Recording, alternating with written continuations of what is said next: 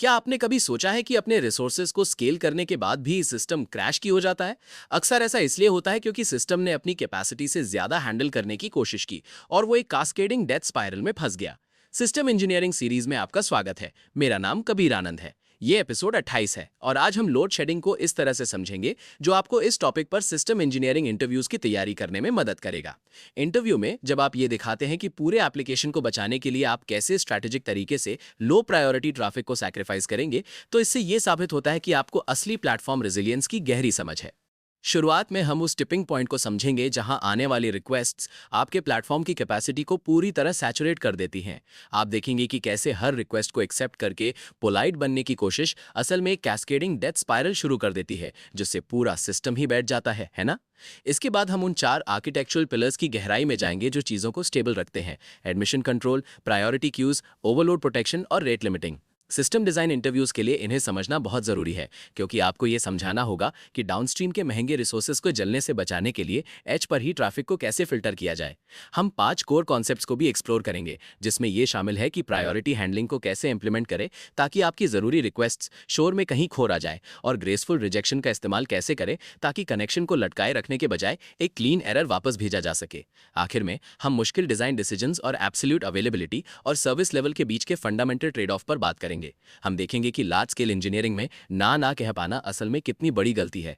इस सेशन के खत्म होने तक आप अच्छी तरह जान जाएंगे कि प्लेटफॉर्म को जिंदा रखने के लिए परफॉर्मेंस मोड से सर्वाइवल मोड में कैसे स्विच करना है। इसे असलियत से जोड़कर देखने के लिए इमेजिन कीजिए कि आप 2026 फीफा वर्ल्ड कप जैसे किसी बहुत बड़े ग्लोबल इवेंट का बैकएंड मैनेज कर रहे हैं। जब टिकट्स की सेल शुरू होती है तो आपको सिर्फ थोड़ा बहुत एक्स्ट्रा ट्रैफिक नहीं मिलता, बल्कि लाखों कंकरेंट यूजर्स की एक ऐसी लहर आती है जो सीधे आपकी एपीआई को हिट करती है। अब आपके सिस्टम की एक फिक्स्ड फिजिकल लिमिट होती है, और एक बार जब आप उस लाइन को पार कर जाते हैं तो हर एक्स्ट्रा रिक्वेस्ट जिसे आप प्रोसेस करने की कोशिश करते हैं वो असल में सिस्टम को हर किसी के लिए और भी स्लो बना देती है। यहाँ गौर ठहरने वाली बात यह है कि अगर आप बहुत पोलाइट बनने की कोशिश करेंगे और सबको एक्सेप्ट कर लेंगे तो आपके डेटाबेस कनेक्शन पूल्स एग्जॉस्ट हो जाएंगे और आपकी मेमोरी यूसेज इतनी बढ़ जाएगी कि पूरा प्लेटफॉर्म ही रीबूट होने लगेगा। यहाँ फेलियर का मतलब सिर्फ एक स्लो साइट नहीं है, बल्कि ये एक कंप्लीट ब्लैकआउट है जहाँ एक भी टिकट नहीं बिक पाता। इंटरव्यू में आप इस सिनेरियो का इस्तेमाल ये दिखाने के लिए करना चाहते हैं कि आप समझते हैं कि कैपेसिटी इन्फिनिट नहीं होती। आपको ये समझाना होगा कि एक पॉइंट पर आकर सिस्टम को हेल्पफुल बनने की कोशिश छोड़नी होगी और अपने वाइटल्स को प्रोटेक्ट करना शुरू करना होगा, ताकि कम से कम कुछ यूजर्स तो अपनी परचेज पूरी कर सकें। तो एपिसोड 28 पूरी तरह से इंटेंशनल रिजेक्शन की कला में माहिर होने के बारे में है। इसे ही हम लोड शेडिंग कहते हैं, और ये साइट रिलायबिलिटी इंजीनियरिंग का एक बहुत ही जरूरी पिलर है। ये एक प्री डिफाइंड थ्रेशहोल्ड पर काम करता है जहां सिस्टम नई आने वाली रिक्वेस्ट्स को ड्रॉप करना शुरू कर देता है, ताकि ये पक्का किया जा सके कि जो रिक्वेस्ट्स पहले से प्रोसेस हो रही हैं वे असल में पूरी हो सके। आखिर ये मायने क्यों रखता है? क्योंकि हाई स्टेक्स एनवायरनमेंट में जो सिस्टम सब कुछ करने की कोशिश करता है वो अंत में कुछ भी नहीं कर पाता। अगर आप ये रिजेक्शन पॉइंट्स नहीं बनाते हैं तो आप असल में अपने सिस्टम की किस्मत को भरोसे के हाथ छोड़ रहे हैं। एक बड़ा फेलियर मोड जिसे लोग अक्सर नजरअंदाज कर देते हैं वो है रीट्राई स्टॉर्म, जहां क्लाइंट्स देरी देखते ही आपके सर्वर्स को और भी ज्यादा हिट करने लगते हैं, जिससे प्रेशर और भी बढ़ जाता है। किसी इंटरव्यू में लोड शेडिंग को एक एक्सीडेंटल एरर के बजाय एक सोची समझी डिजाइन चॉइस के रूप में समझा पाना आपकी आर्किटेक्चरल मेजॉरिटी की गहराई को दिखाता है। आप ये दिखा रहे होते हैं कि किसी क्राइसिस के दौरान आप किसी एक इंडिविजुअल रिक्वेस्ट की सफलता के बजाय पूरे प्लेटफॉर्म की ओवरऑल अवेलेबिलिटी को प्राथमिकता देते हैं। चलिए उस टिपिंग पॉइंट को समझते हैं जहां से चीजें बिगड़ना शुरू होती हैं। हर सिस्टम की एक मैक्सिमम कैपेसिटी होती है जो अक्सर सीपीयू, मेमोरी या थ्रेड पूल से तय होती है। जब आने वाली रिक्वेस्ट्स इस लिमिट से ज्यादा हो जाती हैं तो सिस्टम सैचुरेशन की स्टेट में चला जाता है। इसे एक ऐसे रेस्टोरेंट की तरह समझिए जिसमें सिर्फ 10 टेबल हैं। अगर एक साथ 100 लोग अंदर आ जाए और आप उन सबको सर्व करने की कोशिश करें तो किचन पूरी तरह कोलैप्स हो जाएगा। यहाँ गौर करने वाली बात यह है कि एक बार जब आप सैचुरेटेड हो जाते हैं तो टास्क के बीच स्विच करने में लगने वाला समय असल काम करने में लगने वाले समय से ज्यादा होने लगता है। प्रोडक्शन सिस्टम में यह बढ़ती हुई P99 लेटेंसीज के रूप में दिखता है। यहाँ एक common failure mode early detection की कमी है, जहां सिस्टम को तब तक पता ही नहीं चलता कि वो ओवरवेल्म्ड है जब तक कि रिकवर करना नामुमकिन ना हो जाए। जब कोई इंटरव्यूअर आपसे पूछे कि आप अचानक आए 10x ट्रैफिक स्पाइक को कैसे हैंडल करेंगे, तो आपको इसी टिपिंग पॉइंट को पहचानने की बात करनी होगी, इससे पहले कि रिसोर्स एग्जॉशन बढ़कर आपके डेटाबेस या कैश जैसी डाउनस्ट्रीम डिपेंडेंसीज को भी ले डूबे। जिस प्रॉब्लम से हम लड़ रहे हैं उसे कैस्केडिंग डेथ स्पाइरल कहते हैं। ये एक बहुत ही खतरनाक फेलियर मोड है जहां एक सर्विस में आने वाला छोटा सा डिले एक बैकलॉग खड़ा कर देता है जो धीरे धीरे पूरे आर्किटेक्चर को जहर की तरह बर्बाद कर देता है। ये एक फीडबैक लूप की तरह काम करता है। पहले रिक्वेस्ट स्लो हो जाती हैं जिससे client side time outs trigger होते हैं और फिर क्लाइंट्स या मोबाइल ऐप्स उन्हीं रिक्वेस्ट को बार बार रीट्राई करने लगते हैं। अब आपके पास ओरिजिनल लोड तो है ही, साथ में रीट्राइज की एक बहुत बड़ी लहर भी आ जाती है। यहाँ गौर करने वाली बात यह है कि यह परमानेंट कंजेशन की एक ऐसी स्थिति पैदा कर देता है जहां सिस्टम 100% काम तो कर रहा है लेकिन आउटपुट या थ्रूपुट 0% मिल रहा है। इसे एक ऐसे हाईवे की तरह इमेजिन करें जहां एक छोटी सी टक्कर की वजह से इतना लंबा जाम लग जाता है कि मीलों तक हर एग्जिट ब्लॉक हो जाती है। यही डेथ स्पाइरल है। इंटरव्यू में आपको इस बात पर जोर देना चाहिए कि लोड शेडिंग का असली मकसद इस लूप को तोड़ना है ताकि एक्स्ट्रा लोड बॉटलनेक तक पहुंचने से पहले ही ड्रॉप कर दिया जाए। अगर आप ऐसा नहीं करते हैं तो सिस्टम आखिरकार क्रैश हो जाएगा या पूरी तरह लॉक हो जाएगा। फिर आपको एक मैनुअल और बहुत ही मुश्किल कोल्ड स्टार्ट करना पड़ेगा जिसे ठीक करने में आपकी पूरी टीम के घंटों बर्बाद हो सकते हैं जबकि आपके यूजर्स ब्लैंक स्क्रीन्स को देख रहे होंगे। यहाँ हमारा असली गोल एक माइंडसेट शिफ्ट है। हमें कंप्लीशन से ज्यादा प्रेजर्वेशन पर फोकस करना है। ये सिस्टम ऐसे काम करता है कि जब उसे एहसास होता है कि वो अपना पूरा मिशन पूरा नहीं कर पाएगा तो वो सर्वाइवल मोड में चला जाता है ताकि सबसे क्रिटिकल सर्विसेज को बचाया जा सके। अब सवाल ये है कि ये जरूरी क्यों है। देखिए, किसी भी कॉम्प्लेक्स ऐप में हर रिक्वेस्ट की वैल्यू एक जैसी नहीं होती। आप खुद सोचिए, क्या आप चाहेंगे कि एक क्रेडिट कार्ड पेमेंट फेल हो जाए बस इसीलिए क्योंकि सिस्टम यूजर की प्रोफाइल पिक्चर अपडेट करने में बिजी था? बिल्कुल नहीं। खराब तरीके से डिजाइन किए गए सिस्टम्स में अक्सर यही गलती होती है। वे हर रिक्वेस्ट को बराबर इंपॉर्टेंस देते हैं। नतीजा ये होता है कि फालतू की चीजें कतार में लग जाती हैं और जो क्रिटिकल ट्रांजैक्शंस हैं वे ड्रॉप हो जाते हैं। इंटरव्यू में आप एक ई कॉमर्स साइट का उदाहरण दे सकते हैं जहां पीक सेल के दौरान आप रिकमेंडेड प्रोडक्ट्स वाली सर्विस को हटा देते हैं ताकि ऐड टू कार्ट और चेकआउट वाले फ्लो एकदम रिस्पॉन्सिव रहें। इस तरह की स्ट्रेटेजिक रिजेक्शन से ये पक्का हो जाता है कि भले ही यूजर एक्सपीरियंस थोड़ा कम हो जाए लेकिन बिजनेस के कोर फंक्शंस चलते रहें और रेवेन्यू आता रहे जब तक कि वो ट्रैफिक का तूफान थम ना जाए। यहां पर बिग आइडिया है सिलेक्टिव सैक्रिफाइस। ये इस बात को समझने के बारे में है कि कुछ इंडिविजुअल रिक्वेस्ट्स को खो देना पूरी एप्लीकेशन को सभी यूजर्स के लिए खो देने से कहीं बेहतर है। ये कॉन्सेप्ट एक लाइन इन द सैंड खींचकर काम करता है। जैसे ही हम 90% यूटिलाइजेशन पर पहुंचते हैं हम बॉटम 10% ट्रैफिक को डिस्कार्ड करना शुरू कर देते हैं। यहां सबसे जरूरी बात यह है कि यह सिस्टम को एक प्रिडिक्टेबल स्टेट में रखता है। सिलेक्टिव सैक्रिफाइस के बिना सिस्टम आखिरकार एक ऐसी दीवार से टकरा जाता है जहां वो अनप्रिडिक्टेबल हो जाता है, जहां कुछ रिक्वेस्ट 50 मिलीसेकंड लेती हैं और बाकी 30 सेकंड लेने के बाद टाइम आउट हो जाती हैं। एक फेलियर मोड जिससे आपको सावधान रहना है वो है गलत ट्रैफिक को शेड करना, जैसे गलती से ऑथेंटिकेशन रिक्वेस्ट को ड्रॉप कर देना जिससे फिर कोई भी कुछ नहीं कर पाएगा। जब आप इंटरव्यू में इसे समझा रहे हो तो एक हेल्दी सिस्टम जो कुछ ट्रैफिक को रिजेक्ट कर रहा है उसका कॉन्ट्रास्ट एक डेड सिस्टम से करे जो सब कुछ एक्सेप्ट तो कर रहा है लेकिन प्रोसेस कुछ भी नहीं कर पा रहा। आप यहाँ एक सोच समझकर ट्रेड ऑफ कर रहे हैं। आप बहुतों के लिए एक फंक्शनल एक्सपीरियंस की गारंटी देने के लिए कुछ लोगों के परफेक्ट एक्सपीरियंस का बलिदान दे रहे हैं। हाई अवेलेबिलिटी इंजीनियरिंग असल में इसी के बारे में है। जब हम इसके आर्किटेक्चर को देखते हैं तो लोड शेडिंग को सही से चलाने के लिए 3 मेन कंपोनेंट्स होते हैं: एडमिशन कंट्रोल, प्रायोरिटी क्यूज और ओवरलोड प्रोटेक्शन।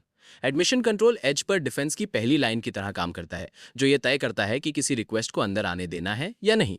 इसके बाद प्रायोरिटी क्यूज उन एक्सेप्टेड रिक्वेस्ट को ऑर्गेनाइज करती हैं जिससे ये पक्का हो सके कि सबसे जरूरी टास्क पहले प्रोसेस हो। आखिर में ओवरलोड प्रोटेक्शन सिस्टम की इंटरनल हेल्थ जैसे कि सीपीयू और मेमोरी को मॉनिटर करता है और जैसे ही थ्रेशोल्ड ब्रीच होते हैं ये शेडिंग लॉजिक को ट्रिगर कर देता है। ये स्ट्रक्चर इसलिए जरूरी है क्योंकि ये आपके एप्लीकेशन लॉजिक तक एक्स्ट्रा लोड को पहुंचने ही नहीं देता जिससे कीमती रिसोर्सेज बच जाते हैं। एक कॉमन फेलियर मोड ये है कि इन चेक्स को स्टैक में बहुत गहराई में रख दिया जाता है जहां आप उस रिक्वेस्ट को पास करने के लिए पहले ही मेमोरी और सीपीयू खर्च कर चुके होते हैं जिसे आप वैसे भी ड्रॉप करने वाले थे। इंटरव्यू में इन तीनों लेयर्स के बारे में बताएं और समझाएं कि ये कैसे एक defence in depth strategy provide करते हैं। गेटवे पर फिल्टर करके, क्यू में प्रायोरिटी सेट करके और रिसोर्स लेवल पर मॉनिटरिंग करके आप एक मजबूत सेफ्टी नेट तैयार करते हैं। एडमिशन कंट्रोल आपके सिस्टम का एक गेटवे मैकेनिज्म है। ये इनकमिंग रिक्वेस्ट्स को एंट्री पॉइंट पर ही इवैल्यूएट करता है, जैसे कि किसी एपीआई गेटवे या लोड बैलेंसर पर, इससे पहले कि वे आपके एप्लीकेशन सर्वर तक पहुंचे। अब ये इतना जरूरी क्यों है? क्योंकि किसी जेसन बॉडी को पार्स करना या डेटाबेस कनेक्शन बनाना काफी महंगा पड़ता है, यानी इसमें बहुत रिसोर्सेज लगते हैं।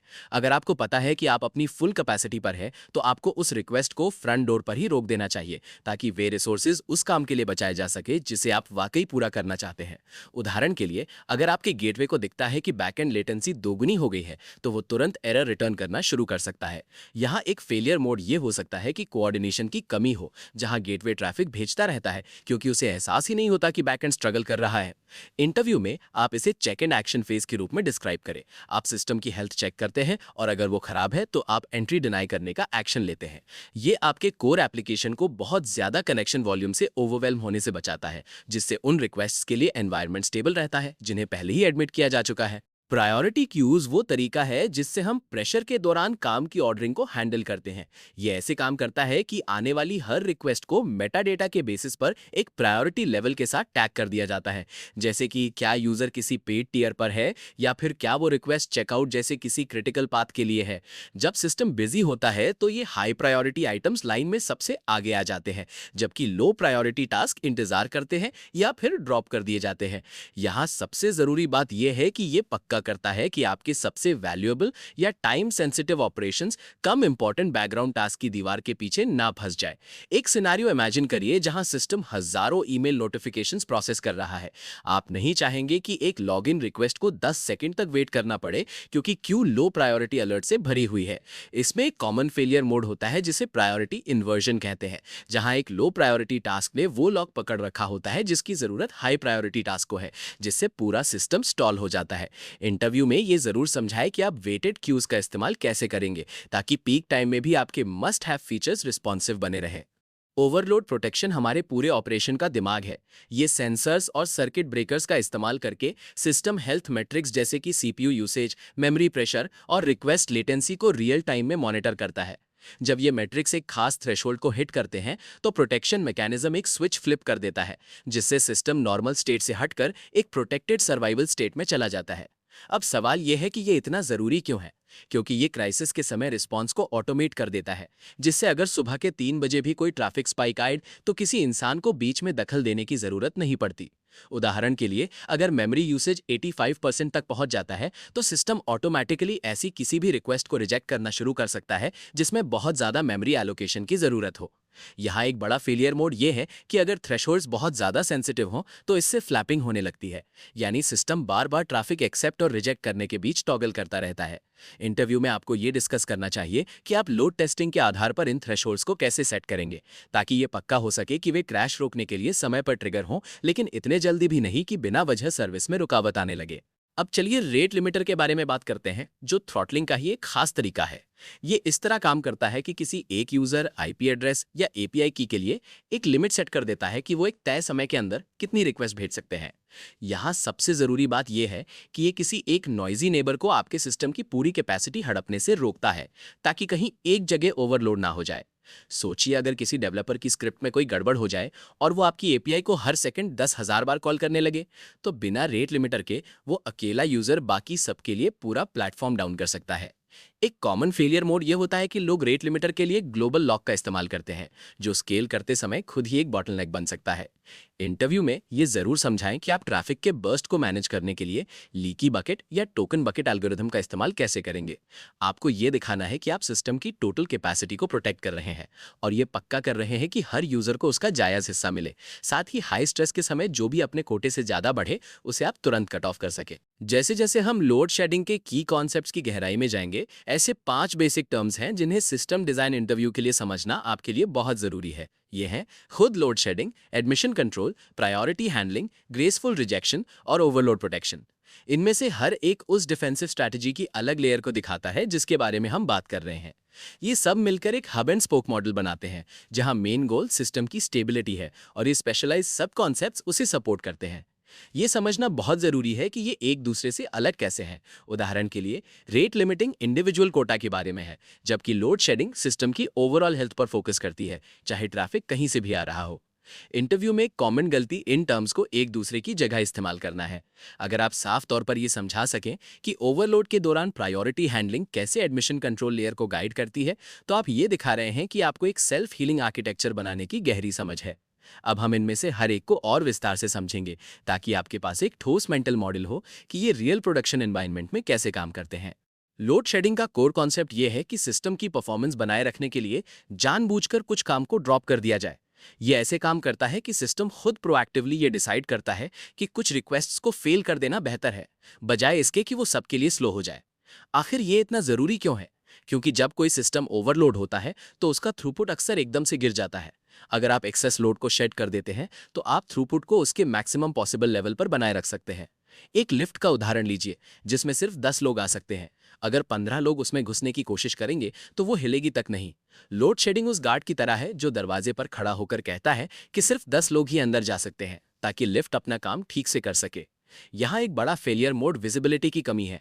अगर आप ये लॉग नहीं करते कि आप कब और क्यों लोड शेड कर रहे हैं, तो आपको पता ही नहीं चलेगा कि आपके एरर रेट्स अचानक क्यों बढ़ रहे हैं। इंटरव्यू में लोड शेडिंग को एक ऐसे फीचर की तरह पेश करें जो बाकी बचे वर्कलोड के लिए अवेलेबिलिटी की गारंटी देता है।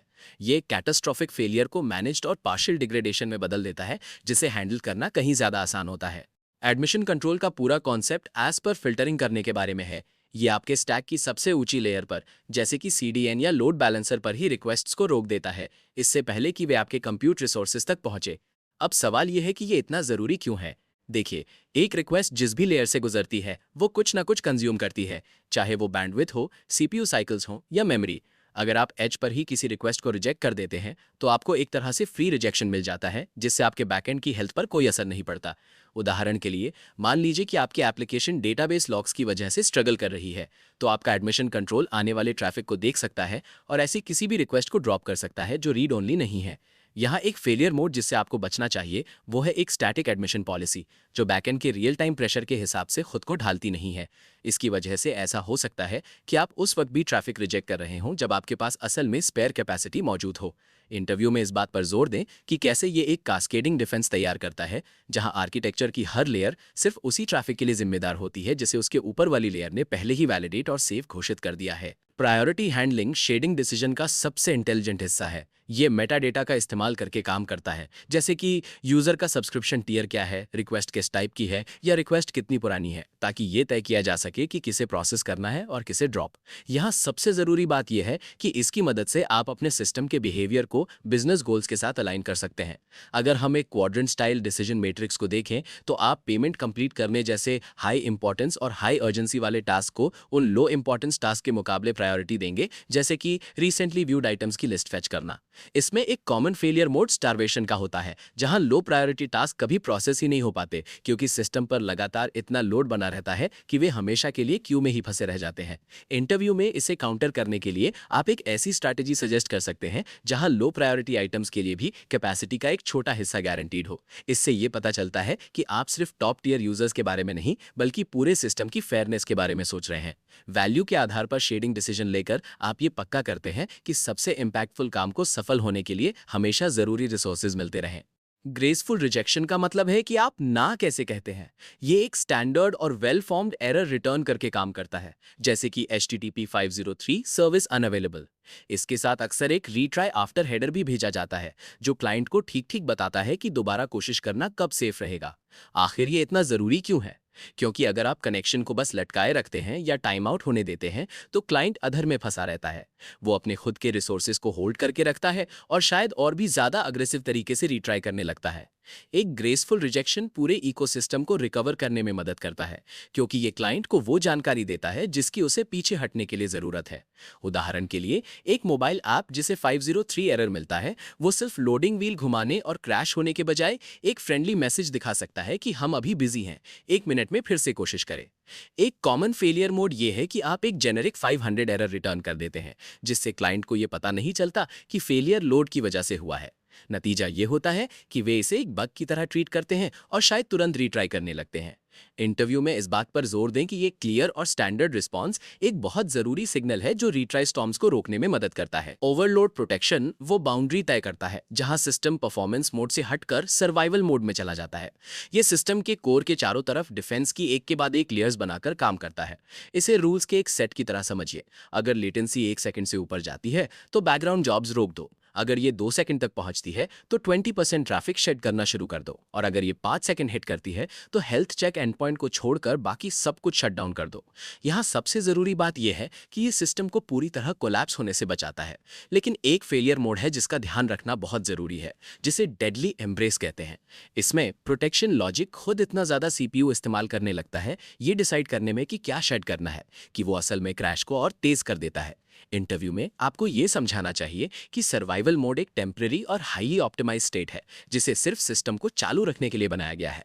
आप असल में ये डिफाइन कर रहे हैं कि जब सिस्टम अपनी एब्सोल्यूट लिमिट पर हो तो उसे कैसे बिहेव करना चाहिए, ताकि लोड कम होते ही नॉर्मल ऑपरेशंस पर वापस लौटने का एक प्रिडिक्टेबल रास्ता हमेशा मौजूद रहे। शेडिंग स्ट्रैटेजी वो जगह है जहां आप फाइनल डिजाइन डिसीजंस लेते हैं। ये इस तरह काम करती है कि रियल टाइम हेल्थ डेटा की बेसिस पर ये इवैल्यूएट किया जाता है कि किसी रिक्वेस्ट को तुरंत प्रोसेस करना है, उसे क्यू में डिले करना है या सीधे रिजेक्ट कर देना है। यहाँ सबसे ज़रूरी बात यह है कि सही फैसला काम के नेचर पर डिपेंड करता है। अगर आप एक वीडियो प्रोसेसिंग सिस्टम बना रहे हैं तो आप काम को डिले करना चुन सकते हैं क्योंकि वो टाइम सेंसिटिव नहीं होता। लेकिन अगर आप एक रियल टाइम ट्रेडिंग प्लेटफॉर्म बना रहे हैं तो एक डिलेड रिक्वेस्ट असल में एक बेकार रिक्वेस्ट है, इसलिए बेहतर यही होगा कि आप उसे तुरंत रिजेक्ट कर दें। इसमें एक फेलियर मोड टेल लेटेंसी की प्रॉब्लम है, जहां आप इतनी सारी रिक्वेस्ट क्यू में लगा देते हैं कि जब तक आप उन्हें प्रोसेस करते हैं तब तक यूजर हार मानकर जा चुका होता है। इंटरव्यू में आपको डिसीजन मेकिंग के इस टेढ़े मेढ़े रास्ते को अच्छे से समझाना चाहिए। एक्सप्लेन करें कि आप सबसे एफिशिएंट रास्ता खोजने के लिए रिक्वेस्ट की प्रायोरिटी और करंट सिस्टम प्रेशर दोनों को ध्यान में रखते हैं। इस नुआंस्ड अप्रोच को दिखाकर आप ये साबित करते हैं कि आप आंख बंद करके ट्रैफिक ड्रॉप नहीं कर रहे हैं, बल्कि सक्सेसफुल आउटकम्स को मैक्सिमाइज करने के लिए फ्लो को बहुत सावधानी से मैनेज कर रहे हैं। इंटरव्यू में आपसे अक्सर अवेलेबिलिटी और सर्विस लेवल के बीच के ट्रेड ऑफ को जस्टिफाई करने के लिए कहा जाएगा। ये एक क्लासिक आर्किटेक्चरल चॉइस है। जब आप लोड शेडिंग इंप्लीमेंट करते हैं तो आप असल में कुछ स्पेसिफिक यूजर्स या नॉन क्रिटिकल फीचर्स के सर्विस लेवल को कम करके पूरे प्लेटफॉर्म की हाई अवेलेबिलिटी को चुन रहे होते हैं। ये इसलिए काम करता है क्योंकि ये एक लोकलाइज्ड प्रॉब्लम को ग्लोबल आउटेज बनने से रोकता है। अब सवाल ये है कि ये ज़रूरी क्यों है? क्योंकि एक ऐसा सिस्टम जो 90% यूजर्स के लिए 100% अवेलेबल है उस सिस्टम से कहीं बेहतर है जो 100% यूजर्स के लिए 0% अवेलेबल हो। यहाँ एक बड़ा फेलियर मोड ये हो सकता है कि आप स्टेक होल्डर्स को इस ट्रेड ऑफ के बारे में पहले से ना बताएं, क्योंकि पीक टाइम के दौरान जब उन्हें सिर्फ स्लोनेस की जगह एरर्स दिखेंगे तो वे हैरान हो सकते हैं। जब आप इसे समझा रहे हो तो पार्शियल अवेलेबिलिटी के कॉन्सेप्ट पर फोकस करें। आप जानबूझकर कुछ रिक्वेस्ट्स को फेल कर रहे हैं ताकि पूरा सिस्टम सही सलामत खड़ा रहे। इससे इंटरव्यूअर को यह पता चलता है कि आप एक बिजनेस माइंडेड इंजीनियर की तरह सोच रहे हैं, जो समझता है कि थोड़ा रेवेन्यू होना बिल्कुल रेवेन्यू ना होने से हमेशा बेहतर होता है। इंजीनियर्स अक्सर जो सबसे बड़ी गलती करते हैं उसे मैं पोलाइट फेलियर कहता हूँ। ये तब होता है जब आप हर आने वाली रिक्वेस्ट को एक्सेप्ट करते चले जाते हैं और धीरे धीरे हर एक कंपोनेंट ओवरलोड हो जाता है और पूरा प्लेटफॉर्म लॉक हो जाता है। ये सब दूसरों की मदद करने की चाहत से शुरू होता है, लेकिन हाई स्केल सिस्टम्स में ये किसी डिजास्टर से कम नहीं है। इसमें होता यह है कि हर क्यू फुल हो जाती है और हर थ्रेड एग्जॉस्ट हो जाता है, यहाँ तक कि सिस्टम एक सिंपल हेल्थ चेक भी प्रोसेस नहीं कर पाता। नतीजा ये होता है कि लोड बैलेंसर को लगता है कि पूरा क्लस्टर ही डेड हो चुका है। अब ये बात इतनी इंपॉर्टेंट क्यों है? क्योंकि एक बार जब आप टोटल लॉकअप की सिचुएशन में आ जाते हैं तो अक्सर आपको हार्ड रीस्टार्ट करना पड़ता है। इससे सारे कैशे क्लियर हो जाते हैं और आपके डेटाबेस पर प्रेशर और भी बढ़ जाता है। इस फेलियर मोड को हर्ड इफेक्ट कहते हैं, जहां आपके सारे सर्वर्स एक साथ फेल हो जाते हैं क्योंकि वो सब बहुत ज़्यादा पोलाइट बन रहे थे। इंटरव्यू में इस अप्रोच को प्रोटेक्ट द कोस्ट स्ट्रैटेजी के साथ कॉन्ट्रास्ट करके समझाएं। ये बताएं कि जल्दी ना बोलकर या रूड बनकर आप असल में ज़्यादा रिस्पॉन्सिबल बन रहे हैं, क्योंकि आप ज़्यादा से ज़्यादा लोगों के लिए सर्विस को वर्किंग कंडीशन में रख पा रहे हैं। तो चलिए, हमने विस्तार से समझ लिया है कि लोड शेडिंग असल में आपके सिस्टम का एक सर्वाइवल इंस्टिंक्ट क्यों है। जब ट्रैफिक आपकी मैक्सिमम कैपेसिटी से ऊपर निकल जाता है तो हीरो बनकर हर एक रिक्वेस्ट को सर्व करने की कोशिश करना ही वो चीज़ है जो एक कास्केडिंग डेथ स्पाइरल को ट्रिगर करती है।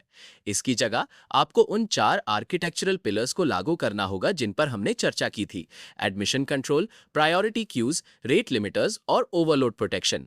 एक हाई लेवल डिजाइन इंटरव्यू में आपका गोल यह दिखाना है कि आप इस क्रिटिकल ट्रेड ऑफ को समझते हैं। पूरी प्लेटफॉर्म को कोलैप्स होने देने से हमेशा बेहतर है कि आप लो प्रायोरिटी ट्रैफिक को सैक्रिफाइस कर दें। आप एक ऐसा सिस्टम बना रहे हैं जो इतना स्मार्ट हो कि वो ना कह सके, ताकि वो बाकी सबके लिए जिंदा रह सके। उस गोल्डन रूल को याद रखें, सबसे पहले सिस्टम को बचाएं, क्योंकि अगर पूरी एप्लीकेशन ही ऑफलाइन है तो इंडिविजुअल रिक्वेस्ट का कोई मतलब नहीं रह जाता। यही रेजिलिएंट और हाई स्केल इंजीनियरिंग का असली सार है। तो ये था वो सब कुछ कि क्यों अच्छे सिस्टम्स के लिए ना कहना जरूरी है। अब देखिए, इंटरव्यू में आपको ये दिखाना होगा कि आप सर्वाइवल के इन 4 मेन टूल्स को अच्छे से समझते हैं। Admission control, priority queues, overload protection और रेट लिमिटिंग। ये सब एक सोच समझ कर लिया गया फैसला है, ताकि आपका पूरा प्लेटफॉर्म लॉक ना हो जाए। आप बेसिकली कुछ यूजर्स के सर्विस लेवल्स के साथ थोड़ा समझौता कर रहे हैं, ताकि बाकी सबके लिए सिस्टम चलता रहे। अगले एपिसोड में हम keep your app running when everything breaks यानी ग्रेसफुल डिग्रेडेशन के बारे में जानेंगे, और सिचुएशन, प्रॉब्लम और गोल पर काम करेंगे। कमेंट्स के लिए मेरे पास आपके लिए एक सवाल है। अगर आपका डेटाबेस रेड लाइनिंग कर रहा है तो सिस्टम को बचाने के लिए आप सबसे पहले राइट रिक्वेस्ट्स को शेड करेंगे या रीड रिक्वेस्ट्स को? Happy engineering.